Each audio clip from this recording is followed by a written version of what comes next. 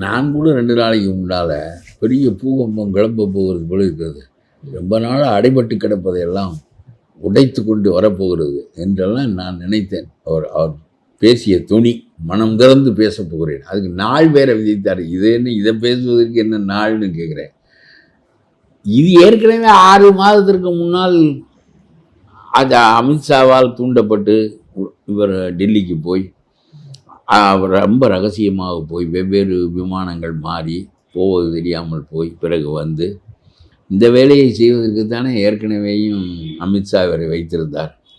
பிறகு அந்த முயற்சி இவர்கள் பல பேர் சென்ற தேர்தல், பாராளுமன்ற தேர்தலில் பிஜேபி எடுத்த தவறான முடிவுகளை ஒழுங்குபடுத்தி கொள்ள வேண்டிய கட்டாயம் ஏற்பட்டது. அதாவது எடப்பாடி ரொம்ப பலவீனப்பட்டு விட்டார் என்று சொன்னார்கள். அந்த இடத்திற்கு மாற்றாக தாங்கள் வரப்போகிறோம் என்று சொன்னார்கள்.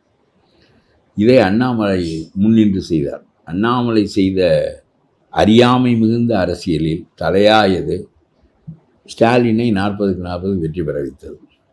ஒழுங்காக பாமக அந்த பக்கம் ராமதாஸ் கூட்டெல்லாம் பேசி வைத்திருந்தார். அன்புமணியை மந்திரியாக்குகிறேன், உன்னுடைய வழக்கை அழுத்தி விடுகிறேன், உனக்கு வேண்டிய பணம் தருகிறேன், இங்கே வா என்று கடைசி நேரத்தில் கூட்டிக் கொண்டு போய் அவ்வளவு இடங்களிலும் எதிர்க்கட்சியை தோற்க வைத்து ஸ்டாலினை கலைஞர் பெற முடியாத வெற்றியை அவர் பெற்றார் என்ற பெருமையை அவருக்கு உண்டாக்கியவர் அண்ணாமலை.